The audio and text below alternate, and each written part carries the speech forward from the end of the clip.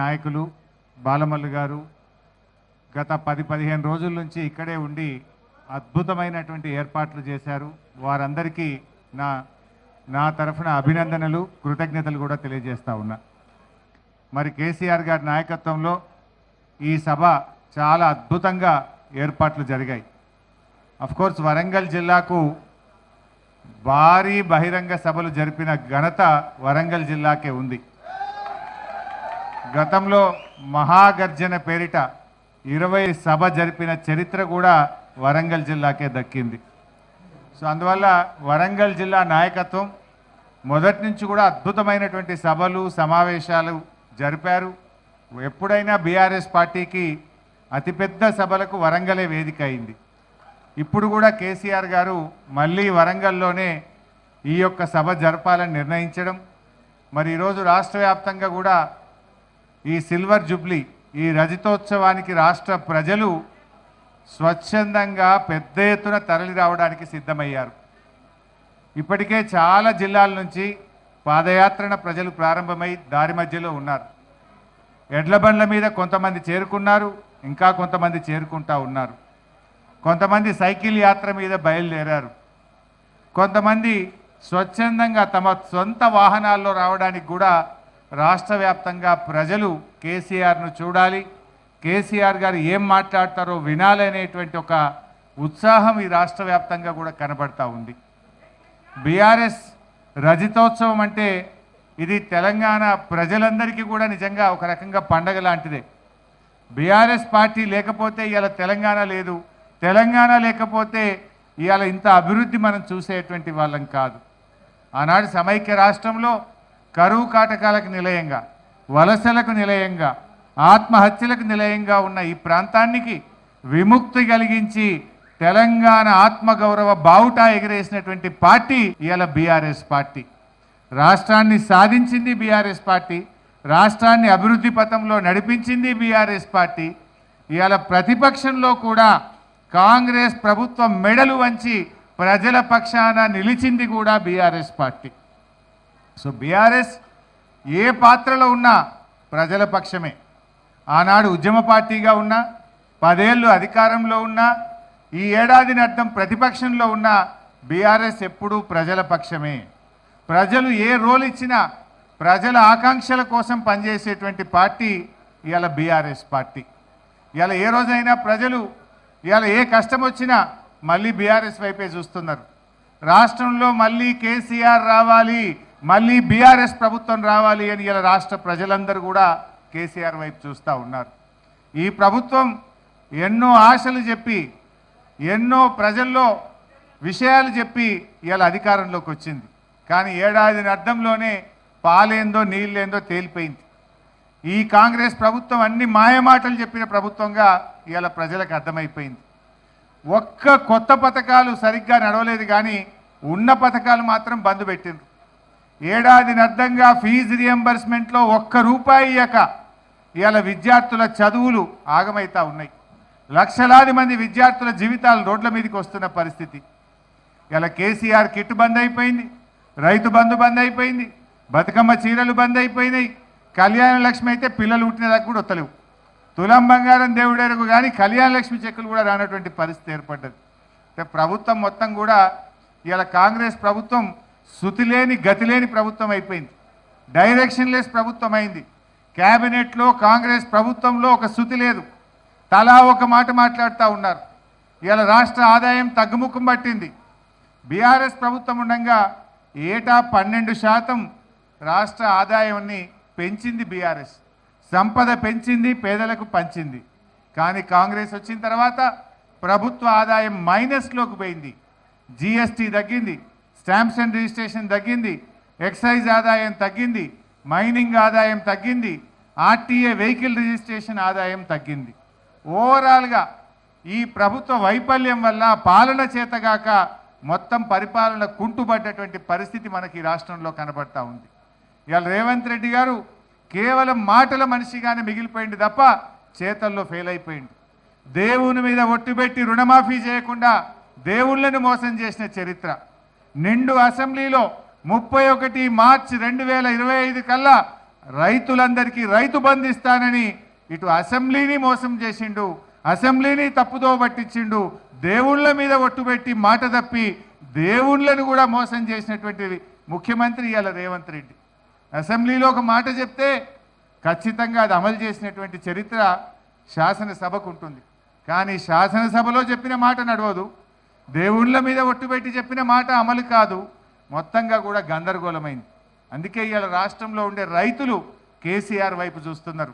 రైతు రాజ్యం అంటే అది బీఆర్ఎస్ ప్రభుత్వమే నిజమైన రైతు రాజ్యం ఇచ్చింది. ఈ రాష్ట్రానికే కాదు దేశానికే మార్గదర్శకంగా రైతుల విషయంలో కేసీఆర్ గారి పాలన ఉంది. ప్రపంచంలో ఎక్కడ కూడా రైతులకు నగదు బదిలీ పథకం లేదు. దాన్ని మొట్టమొదలు అందించింది బీఆర్ఎస్ ప్రభుత్వం. బీఆర్ఎస్ను చూసినాకనే కేంద్ర ప్రభుత్వం పిఎం కిసాన్ పెట్టింది. బీఆర్ఎస్ను చూసినాకనే అనేక రాష్ట్రాల్లో రైతు బంధు పథకం వచ్చింది. రైతు బంధు అయినా రైతు బీమా అయినా దానికి ఛాంపియన్ బీఆర్ఎస్ పార్టీ కేసీఆర్ గారు. అదేవిధంగా నీటి తీరువా లేని రాష్ట్రం, కరెంటు బిల్లు లేని రాష్ట్రం, 24 గంటల నాణ్యమైన బిల్లు లేని ఉచిత కరెంట్ ఇచ్చిన ఒకే ఒక్క రాష్ట్రం తెలంగాణ రాష్ట్రం. అది చెరువుల కిందైనా కాలువల కిందైనా నీటి తీరువా లేకుండా ఉచితంగా సాగునీరు అందించిన రాష్ట్రం కూడా అది బీఆర్ఎస్, అది కేసీఆర్ గారు. ఈ రకంగా రైతులకు అద్భుతమైన పాలన బీఆర్ఎస్ అందించింది. అందుకని నాకు ఉన్న సమాచారం ఏ ఊర్లో కూడా బండ్లు సరిపోతలేవు. నేను వస్తూ ఉంటే మెదక్ జిల్లా పాపన్నపేట నుంచి రైతులు మాట్లాడిండ్రు, సార్ ఒకటే బస్సు పెట్టిండ్రు మా ఊర్లో, ఇంకా బస్సులు కావాలి అంటే బస్సులు దొరకలేవు అంటే లారెండో పెట్టి సార్ మేము వస్తాం మీటింగ్కు అంటున్నారు. అది ఇలా ప్రజల్లో ఉన్నటువంటి ఆదరణ. అంటే రైతులకు కాంగ్రెస్ ప్రభుత్వం వచ్చినాక రుణమాఫీ కాలేదు, రైతు బంధు రాలేదు, రైతులకు సాగునీరు కూడా రాని పరిస్థితి. నీళ్లు లేక కాదు, పాలన చేతగాక. దేవాదుల మోటార్లు 45 రోజులు ఆలస్యంగా ప్రారంభం కావడం వల్ల లక్షల ఎకరాల్లో వరంగల్ జిల్లాను పంట నిండబెట్టింది ఇవాళ కాంగ్రెస్ ప్రభుత్వం. ఆడ సమ్మక్క సాగర్ కట్టినం, మోటార్లు ఉన్నాయి, నీళ్లున్నాయి, కానీ మెయింటెనెన్స్ 6-7 కోట్ల రూపాయల డబ్బులు ఇయ్యక 600-700 కోట్ల రూపాయల పంట నిండబెట్టింది కాంగ్రెస్ పార్టీ. ఇలా కృష్ణానదిలో మనకు తాత్కాలిక ఒప్పందం ప్రకారంగా 34% వాటా ఉంటే 27% నీళ్లు కూడా వాడుకొని దద్దమ్మ ప్రభుత్వం ఈ రేవంత్ రెడ్డి ప్రభుత్వం. ఎంత బాధ కలుగుద్దంటే ఖమ్మంలో, నల్లగొండలో, మహబూబ్ నగర్లో నీళ్లుండి పంటలు ఎండబెట్టిన ప్రభుత్వం ఈ కాంగ్రెస్ ప్రభుత్వం. నీళ్లు లేక కాదు, ఇవాళ శ్రీశైలంలో సాగర్లో నీళ్ళు వచ్చినాయి, రోజుల తరబడి గేట్లు ఎత్తినాం, కానీ సకాలంలో మోటార్లు ఆన్ చేయక, చెరువులు నింపక, రిజర్వాయర్లు నింపక ఇలా మనకున్న వాటాను కూడా వాడుకోలేకపోయిన ప్రభుత్వం ఇవాళ కాంగ్రెస్ ప్రభుత్వం. ఇలా మనకు 34% తాత్కాలిక ఒప్పందం. కోర్స్ ఇప్పుడు సెక్షన్ 3 కింద డెఫినెట్గా మన నీటి వాటా పెరుగుతుంది, నీళ్ళు ఎక్కువ సాధించుకుంటాం. గత 10 ఏళ్లలో 36%, 34%, ఎప్పుడైనా 30కి పైగానే నీళ్లు వాడింది బీఆర్ఎస్ ప్రభుత్వం. కానీ కాంగ్రెస్ ప్రభుత్వ చేతగానితనం వల్ల, నిర్లక్ష్యం వల్ల, రైతుల మీద ప్రేమ లేక, మోటార్లు ఆన్ చేయక 27% మాత్రమే కృష్ణా నదిలో నీళ్లు వాడి పంటలు ఎండబెట్టింది ఇలా కాంగ్రెస్ ప్రభుత్వం. గోదావరిలో దేవాదుల మోటార్లు ఆన్ చేయలేదు, కృష్ణాలో ఇలా నెట్టంపాడులో కానీ, భీమాలో కానీ, కోయిల్ సాగర్లో కానీ, కల్వకుర్తిలో కానీ సకాలంలో నీటిని ఉపయోగించుకోక ఇలా రాష్ట్రంలో పంటలు ఎండడానికి కారణమైంది. అందుకే ఇలా రైతులు ఏమనుకుంటున్నారు, నీటి తీరువా లేకుండా నీళ్ళు ఇచ్చింది బీఆర్ఎస్, 24 గంటలు మోటార్లు గారకుండా కరెంట్ ఇచ్చింది బీఆర్ఎస్, రైతు బంధు పెట్టింది బీఆర్ఎస్, రైతు బీమా పెట్టింది బీఆర్ఎస్, రైతుల కోసం కృష్ణా గోదావరి జలాల మీద పెండింగ్ ప్రాజెక్టులను పూర్తి చేసి కొత్త ప్రాజెక్టులు కట్టి ఇవాళ ధాన్యం ఉత్పత్తిలో తెలంగాణ నంబర్ 1గా నిలిపింది కూడా బీఆర్ఎస్. అందుకే ఈ సభకు రైతులు పెద్ద ఎత్తున వస్తూ ఉన్నారు, యువత పెద్ద ఎత్తున కదలి వస్తూ ఉన్నారు. స్వచ్ఛందంగా కూడా రాష్ట్ర వ్యాప్తంగా కూడా మా అంచనాలకు మించిన జనం వస్తారనేది ఈరోజు మాకు వస్తున్నటువంటి సమాచారం. మా పార్టీ తరఫున తరలించే జనం కాకుండా స్వచ్ఛందంగా వచ్చే జనమే చాలా ఎక్కువగా కనబడతా ఉన్నారు. ఎక్కడికక్కడ గ్రామాల నుంచి ప్రజలు ఎవరికి వాళ్ళుగా ఈ సభకు పోవాలి, కేసీఆర్ గారు ఏం మాట్లాడతారో వినాలనేటువంటి ఒక ఉత్సాహం రాష్ట్ర ప్రజల్లో ఉంది. నిజానికి ప్రజలకే కాదు, కాంగ్రెస్ వాళ్ళకి ఎక్కువ ఉన్నట్టుంది. కాంగ్రెస్ నాయకులే ఎక్కువ మాట్లాడుకుంటున్నట. ఏం మాట్లాడతాడు అబ్బాయి కేసీఆర్, ఏం చెప్తాడు రా ఈ సభలో అని చెప్పి ఇలా కాంగ్రెస్ నాయకుల్లో కూడా టెన్షన్ స్టార్ట్ అయిపోయింది. ఏం టెన్షన్ స్టార్ట్, మీరు ఏం తంటాలు పడ్డా ఖచ్చితంగా మళ్ళీ వచ్చేది ఈ రాష్ట్రంలో బీఆర్ఎస్ ప్రభుత్వం. 600 అయినా ఈ రాష్ట్రంలో మళ్ళీ బీఆర్ఎస్ ప్రభుత్వం అధికారంలోకి వస్తుంది, ప్రజల ఆకాంక్షలు నిజం చేస్తుంది. ఎందుకంటే ఇవాళ ప్రజలకు కూడా ఒక విషయం అర్థమైంది, ఇలా కాంగ్రెస్ది మాటల ప్రభుత్వం తప్ప అది చేతల్లో అమలు చేయలేకపోయింది. కొత్త పథకాలు దేవుడరికి కానీ ఉన్న పథకాల్ని కూడా ఇవాళ చేతులెత్తినటువంటి పరిస్థితి ఉన్నది. ఆర్థికంగా ఈరోజు రోజు రోజుకు కూడా ఇవాళ ప్రజలు చితికిపోతూ ఉన్నారు, ప్రజలు ఇబ్బంది పడుతూ ఉన్నారు, ప్రజలు కష్టాల్లో పడుతూ ఉన్నటువంటి పరిస్థితి కనబడ్డది. అందువల్ల ప్రజలు కూడా మళ్ళీ కేసీఆర్ రావాలనేటువంటి ఆలోచనకు ప్రజలు వచ్చారు. అందుకే రాష్ట్ర వ్యాప్తంగా కూడా తెలంగాణ వాదులను, ఉద్యమకారులను, ప్రజలను, యువతను, రైతులందరికీ కూడా పిలుపునిస్తూ ఉన్నాం. రేపటి సభకు మీరందరూ కూడా స్వచ్ఛందంగా పెద్ద ఎత్తున తరలి రావాలని కోరుతా ఉన్నాం. ముఖ్యంగా కార్యకర్తలతో కూడా మనవి, కావాలని ప్రభుత్వము పోలీసులు ట్రాఫిక్ జామ్ చేసే కుట్రలు చేస్తుంది. దయచేసి వాలంటీర్లు, కార్యకర్తలు ఎక్కడికక్కడ మనమే స్వీయ క్రమశిక్షణ పాటించాలి. ఎక్కడ కూడా ట్రాఫిక్ జామ్ కాకుండా చూసుకోవాలి. మనము ఓవర్టేకులు చేసి ఒక బండికి ఒక బండి అడ్డం పెట్టుకొని ట్రాఫిక్ జామ్ కాకుండా చూడండి. ముఖ్యంగా పార్టీ వాలంటీర్సు, పార్టీ నాయకత్వం అవసరమైతే దిగి మనమే ఎక్కడికక్కడ ట్రాఫిక్ పోలీసులుగా, వాలంటీర్లుగా డ్యూటీ చేసైనా సరే ఎక్కడ ట్రాఫిక్ కంజెషన్ రాకుండా చూసుకోవాలి. రోడ్డు మీద నిలబడండి అవసరమైతే. దయచేసి అందరు కూడా సహకరించాలి. ప్రజలకు కూడా మేము విజ్ఞప్తి చేస్తూ ఉన్నాం. వరంగల్ ప్రజలు విజ్ఞులు. మొదటి నుంచి కూడా ఆచార్య జయశంకర్ గారు మరి ఇదే వరంగల్ నుంచి కేసీఆర్ గారికి వెన్నుదన్నగా నిలబడ్డారు. కేసీఆర్తోనే తెలంగాణ సాధ్యమవుతుందని జయశంకర్ సార్ బతికున్నంత కాలం కేసీఆర్ వెంట ఉన్నారు, కేసీఆర్ను ఆశీర్వదిస్తూ నడిపారు. వరంగల్ ప్రజలు ఎప్పుడు సభలు జరిగినా ఎంతో గొప్పగా తరలి వచ్చిండ్రు, సహకరించిండ్రు. రేపు ఆదివారం సెలవు దినం కూడా వరంగల్ పట్టణ ప్రజలు కానీ పరిసర ప్రాంతాల ప్రజలు కూడా సహకరించి, వ్యాపారస్తులు అందరూ కూడా సహకరించి రేపు కొంచెం ట్రాఫిక్ రెగ్యులేషన్లో కూడా మమ్మల్ని ఆశీర్వదించాలి, సహకరించాలని ప్రజల్ని కోరుతా ఉన్నాం.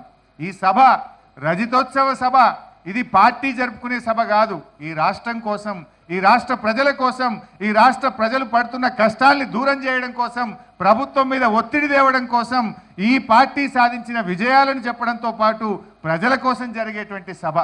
ఈ సభ ఈ రాష్ట్రం కోసం. ఎందుకంటే బీఆర్ఎస్ పుట్టిందే తెలంగాణ కోసం. బీఆర్ఎస్ తెలంగాణ ప్రజల గుండెల్లో నుంచి, తెలంగాణ ప్రజల ఆలోచనలో నుంచి పుట్టినటువంటి పార్టీ కనుక రేపటి సభ విజయవంతానికి వరంగల్ ప్రజలు, ఈ పరిసర ప్రాంతాల ప్రజలు, వ్యాపారస్తులు అందరూ కూడా సహకరించాలి. ట్రాఫిక్ ఇబ్బంది రాకుండా కూడా మీరు ఆశీర్వదించాలని చెప్పి నేను ప్రజలకు అప్పీల్ చేస్తూ ఉన్నాను. అదేవిధంగా రాష్ట్ర వ్యాప్తంగా కూడా అందరూ కూడా తరలి రండి. కొంచెం ఇబ్బంది అయినా కూడా ఎక్కడికక్కడ దిగి రెగ్యులేట్ చేయండి ట్రాఫిక్ను. ట్రాఫిక్ జామ్ కాకుండా మనకు మనమే స్వీయ క్రమశిక్షణ పాటిస్తూ రెగ్యులేట్ చేసుకొని సభను విజయవంతం చేయాలి. జనం రాకపోవడం అనే ప్రశ్న లేదు. అంచనాలకు మించిన జనం రాబోతున్నారు. కానీ ప్రభుత్వము, పోలీసులు కుట్ర చేసే అవకాశం ఉంటుంది కనుక ట్రాఫిక్ జామ్ జరగకుండా కార్యకర్తలు చాలా జాగ్రత్త పాటించి ఓపికతోని రెగ్యులేట్ చేసుకొని అందరూ సభాస్థలికి చేరుకోవాలి.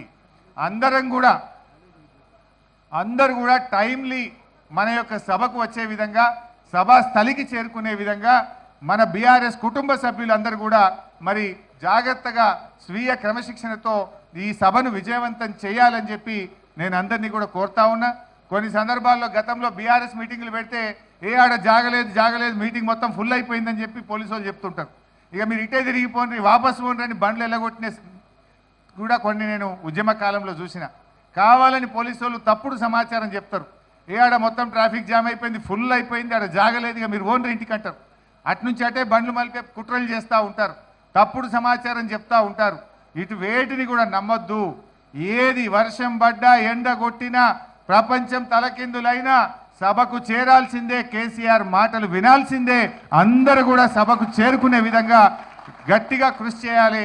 సభకు అందరూ కూడా వచ్చి దీన్ని విజయవంతం చేసి మనందరం కూడా మళ్ళీ బీఆర్ఎస్ ప్రభుత్వం రావాలి, మళ్ళీ కేసీఆర్ ముఖ్యమంత్రి కావాలని మనందరం కూడా ఇక్కడ ప్రతిజ్ఞ భూని కంకణబద్దులై ఈ సభాస్థలం నుంచి కదిలే విధంగా ఈ సభను విజయవంతం చేయాలని చెప్పి కోరుకుంటూ అందరికీ నమస్కారం. జై తెలంగాణ.